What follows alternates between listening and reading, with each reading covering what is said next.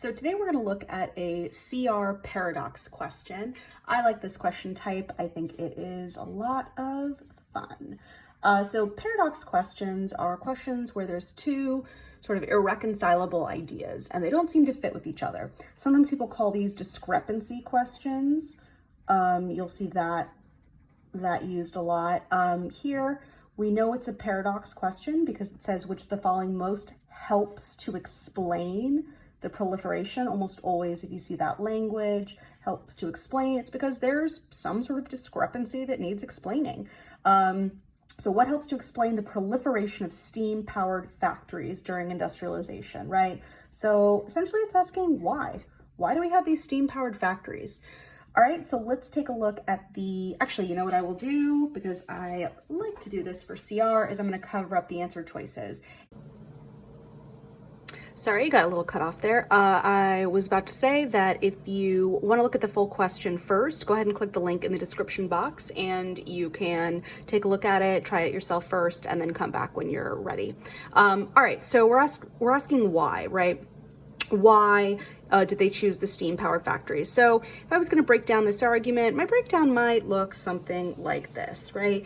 Maybe I'd use dollar signs next to steam, next to wind, water, you know, the number of steam plants went up even though they were expensive. And my prediction might be something like, you know, why not choose wind, water? Why choose steam even though it's expensive? And the correct answer could address either side. So it could say something positive about steam, or it could say something negative about wind and water. We'd be open to either. Let's take a look at the answer choices. So A says there were, let me just look at it. Sorry. A says there were fewer steam-powered factories than wind or water-powered factories in the earliest period of industrialization. Again, it's like, okay, but like that doesn't explain why they chose steam even though it was expensive. So that is not our answer.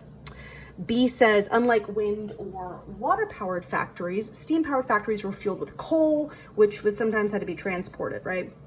Okay, so steam, it's like, here's another downside about steam. It's like, oh, steam had to have coal, right? It's like, okay, but then like, why did they use it, right? It's like, that's the discrepancy that we need explained here. So B is just confusing us even more.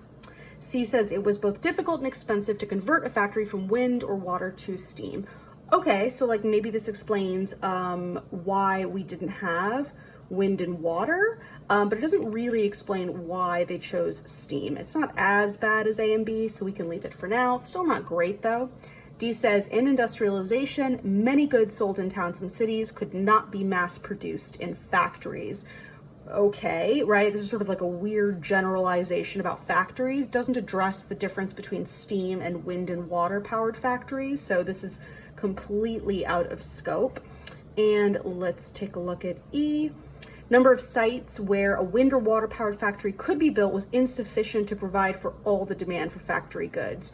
Okay, so this explains then why they continued to build steam factories, right? There was a huge demand for these factory produced goods, and the number of sites that they could have done wind and water factories would not have met that demand. So that explains why they continued to build a large number of expensive steam powered factories and why they didn't build wind and water factories. So E is our correct answer for this paradox question. If you have any questions, feel free to ask them in the comments below.